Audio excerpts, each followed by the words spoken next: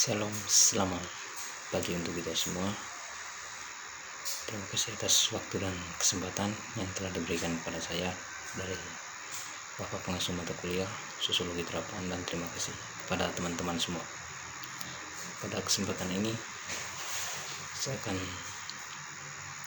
menjelaskan analisis COVID-19 untuk memenuhi tugas UAS, ujian akhir semester mata kuliah Sosiologi Terapan. Yang pertama, sebelum saya menjelas lebih lanjut, nama lengkap Yohanes Servolus Jaharun, NIM 102 303 0038, Prodi Sosiologi, Fakultas Ilmu Sosial dan Ilmu Politik.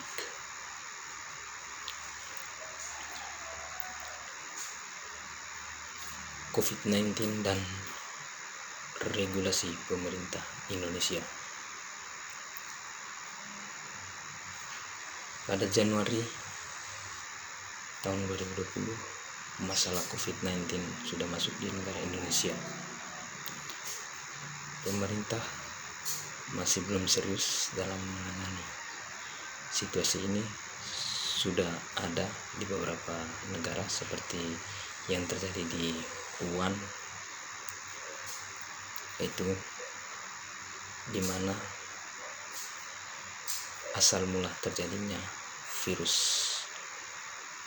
corona atau COVID-19 ini itu terjadi di Wuhan, di Cina.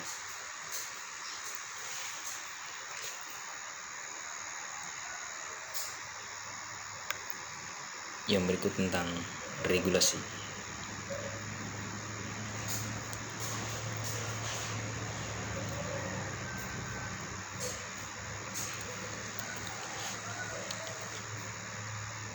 Kebijakan dalam proses pencegahan virus ini melalui program PSBB di tengah wabah coronavirus atau COVID-19. Di sini ketika sejak Maret 2020 itu terjadi penyebaran virus COVID-19 yang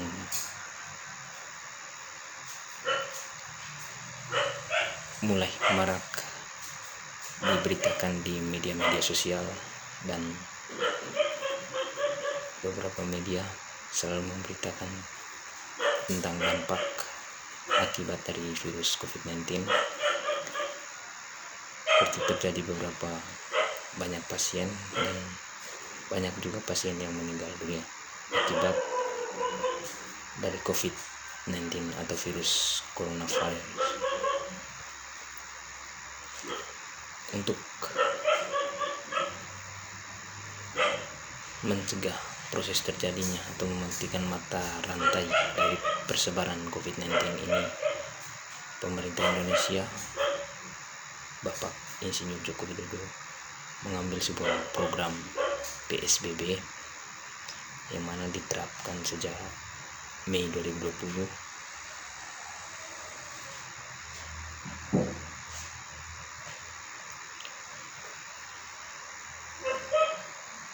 Yang berikut tentang dampak dan regulasi, yang dimana tadi sudah menjelaskan tentang program PSBB yang diambil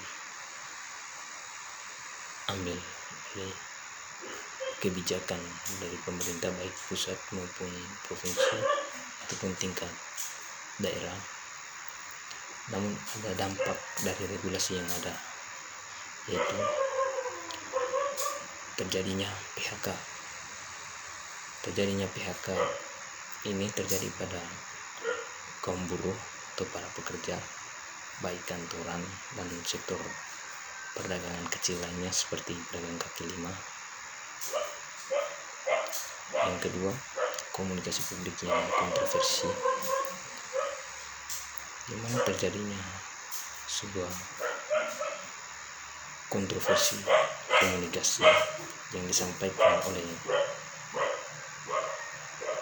baik para pejabat maupun para kepentingan lainnya yang selalu mengupdate informasi yang berkaitan dengan masalah COVID-19 ini. Dampak yang berikut tentang politik. Masuknya virus corona ini atau COVID-19 di Indonesia itu bukan saja dilihat dari dampak kesehatan atau nyawa dari jutaan masyarakat Indonesia, namun ada kaitannya dengan politik. Nah, di sini ketika banyak terjadinya komunikasi publik yang selalu kontroversi baik pemerintah maupun para pejabat-pejabat lainnya, itu terjadi hanya ada kepentingan, baik kepentingan politik maupun kepentingan ekonomi.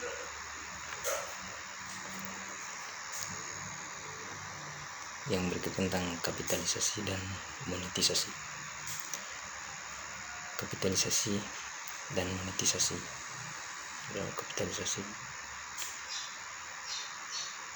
pada COVID-19 ini terdapat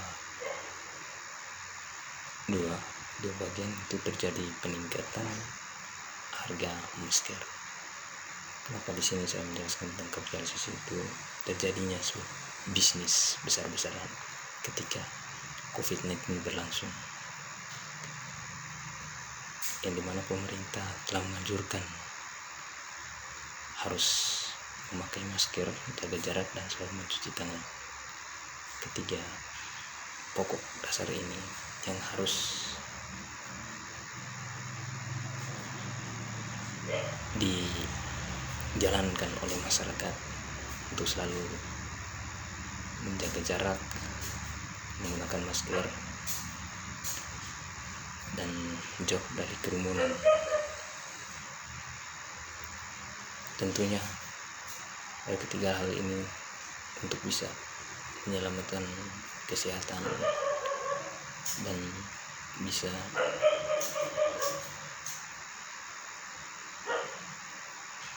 menjaga kesehatan baik kita maupun orang lain, dan bisa mematikan proses penyebaran dari virus COVID-19 ini. Yang berikut tentang rapid test, yang dimana rapid test ini telah dianjurkan oleh pemerintah untuk mengetahui pasien yang terdampak atau pasien yang kena akibat COVID-19 atau virus corona ini. Namun rapid test di sini sejak Mei 2020 hingga Agustus itu yang diterapkan tidak sesuai dengan regulasi atau bahkan peraturan presiden. Nah, di sini yang terjadi di lapangan itu di mana setiap kali masyarakat atau mahasiswa dan bahkan siapa saja yang berada di luar daerah ketika ingin kembali ke daerah asal harus menggunakan rapid test atau keterangan dari kesehatan. Namun di sini dibiayai, harus memungut biaya, dan biayanya itu jauh lebih mahal. Kenapa di sini terjadinya kapitalisasi dan monetisasi? Tentunya kita bisa melihat dari beberapa dampak ini yang tadi saya jelaskan. Yang berikut tentang monetisasi COVID-19, dikenakan denda bagi orang yang tidak menggunakan masker atau melanggar aturan protokol kesehatan. Tentunya di sini artinya monetisasi COVID ini sebenarnya tidak semata-mata untuk memanfaatkan masyarakat. Tentunya tidak. Artinya di sini ada tekanan dari pemerintah yang dianjurkan dari pemerintah. Ketika ada orang yang melanggar aturan baik dari pemerintah maupun protokol kesehatan, tentunya harus didenda. Nah, di sini mengancam kita supaya kita berhati-hati dengan virus corona ini, atau selalu menjaga jarak, selalu menjaga kesehatan. Yang berikut tentang komunikasi dan partisipasi publik. Komunikasi dan partisipasi publik terdapat 4 poin pokok, yaitu buruknya komunikasi publik yang disampaikan oleh pemerintah dan tugas lainnya. Yang berikut kontroversial antara pemerintah dan masyarakat. Yang pertama tadi buruknya komunikasi publik. Kenapa terjadinya buruk komunikasi publik? Pertama, berbagai macam statement yang dikeluarkan oleh para pejabat atau orang-orang penting yang selalu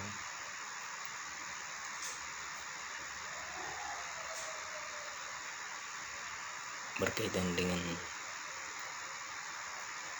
virus atau COVID-19 ini. Namun di sini masyarakat selalu mempercayai atau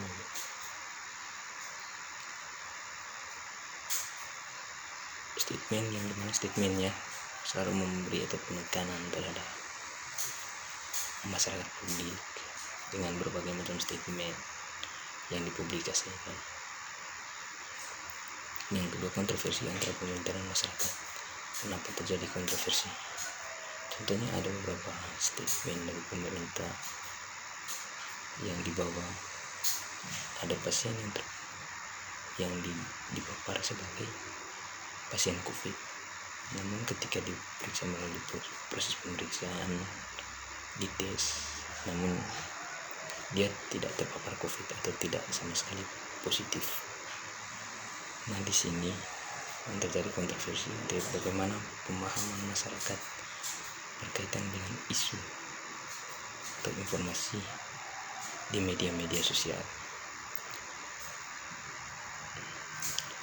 Yang berikut, regulasi yang diterapkan yang tidak sesuai yang terjadi atau fakta yang di lapangan.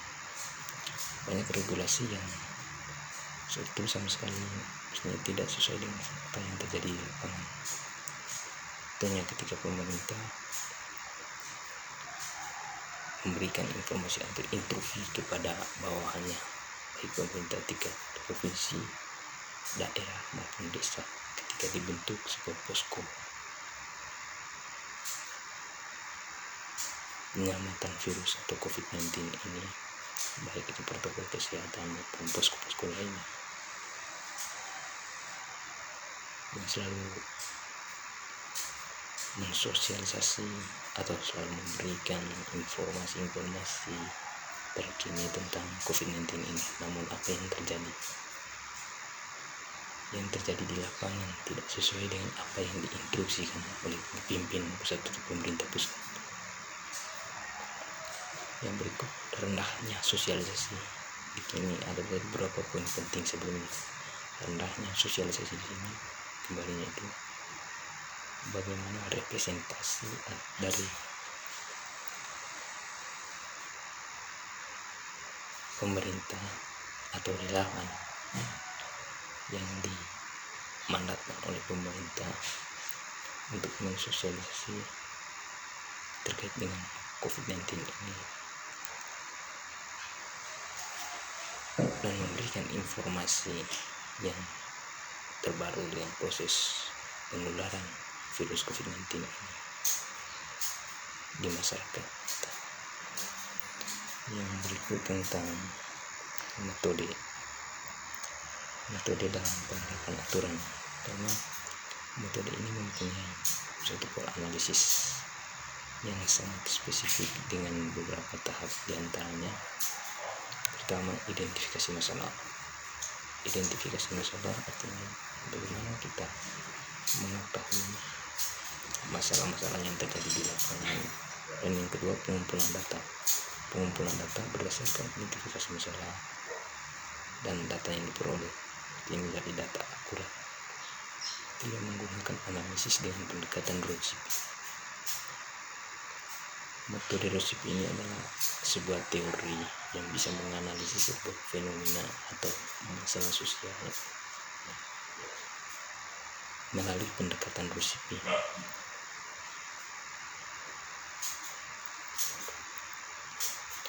Di mana pendekatan Rorschach ini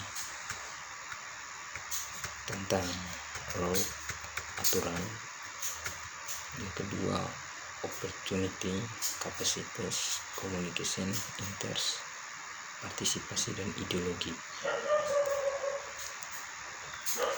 Yang berikut tentang regulasi yang diterapkan pemerintah, aturan pemerintah yang berkaitan dengan COVID-19 seperti yang dijelaskan berikut ini. Yang pertama, Peraturan Presiden Nomor 82 Tahun 2020 tentang Komite Penanganan Coronavirus atau COVID-19 dan Pemulihan Ekonomi Nasional. Yang kedua, Kepres Nomor 9 Tahun 2020 tentang perubahan atas Keputusan Presiden Nomor 7 Tahun 2020 tentang gugus tugas percepatan penanganan COVID-19. Yang ketiga, Peraturan Presiden Republik Indonesia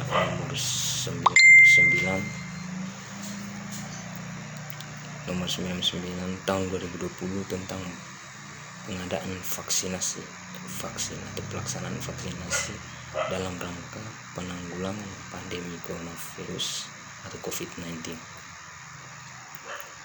Ini merupakan aturan regulasi yang dibuat oleh pemerintah, yang mana di dalamnya berkaitan dengan komite atau gugus tugas. Yang kedua, penanganan corona ini dan pemulihan ekonomi nasional.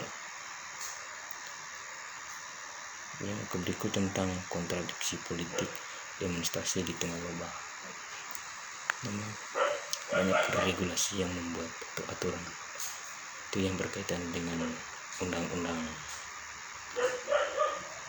Omnibus Law. Di sini akan menjadi sebuah polemik di tengah masyarakat. Itu banyak masyarakat atau kaum buruh, bahkan mahasiswa sebagai kaum intelektual,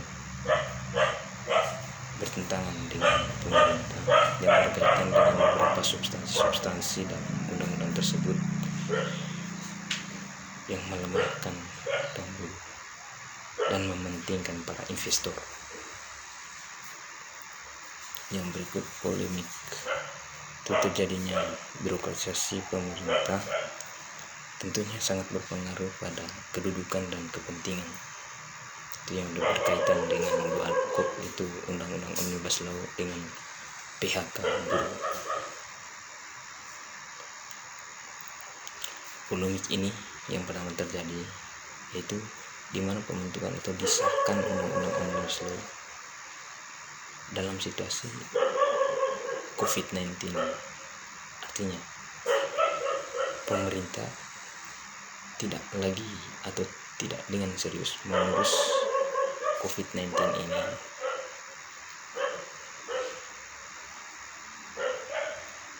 baik menyelamatkan nyawa jutaan masyarakat Indonesia yang dimana sudah diterapkan beberapa regulasi pemerintah baik melalui Kepres yang telah dibahas sebelumnya. Namun di sini polemik yang terjadi di publik, dimana ketika pemerintah tidak serius menangani problem yang terjadi di masyarakat dengan adanya virus corona atau COVID-19 ini. Yang kedua, dengan krisisnya ekonomi, ini merupakan salah satu hal yang paling penting dan utama bagi negara, bagaimana memulihkan perekonomian. Yang ketiga tentang PHK buruh. PHK buruh ini ketika pemerintah itu mengeluarkan regulasi, yaitu dengan program PSBB.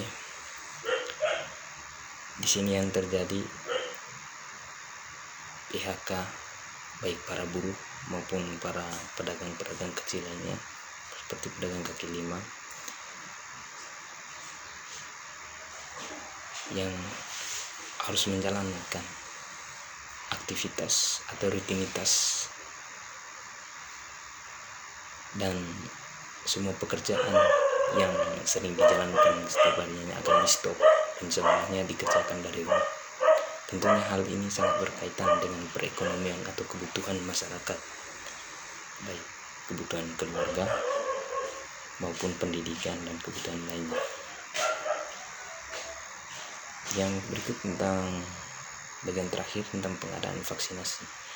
Tentang pengadaan vaksinasi ini kita kembali tadi kepada Peraturan Presiden Republik Indonesia nomor 9 tahun 2020 tentang pengadaan vaksin dan pelaksanaan vaksinasi dalam rangka penanggulangan pandemi coronavirus 2019 atau COVID-19. Nah, di sini berdasarkan undang-undang yang ada, pemerintah sekarang itu mengadakan vaksin, yaitu isu yang beredar di publik sekarang ini yang berkaitan dengan vaksinasi, yang dimana sudah diuji klinik tahap 3 dan penggunaannya itu di awal Januari 2021.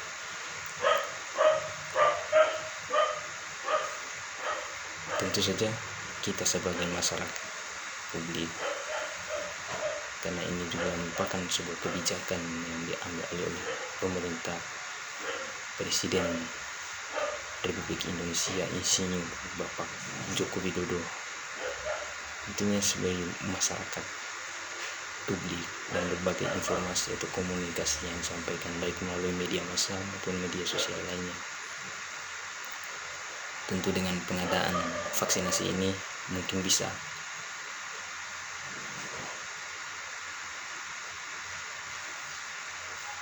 menyelamatkan jutaan nyawa, terlebih khusus masyarakat Indonesia yang sudah banyak yang meninggal dunia akibat COVID-19 ini atau virus corona ini, dan masih banyak lagi yang sekarang masih dalam proses pengobatan baik di rumah sakit maupun di tempat lain atau di mana saja mereka berada. Semoga dengan hadirnya vaksin atau vaksinasi ini yang bisa diterapkan kepada masyarakat di awal Januari tahun 2021 bisa membantu dan bisa menyelamatkan jutaan nyawa manusia.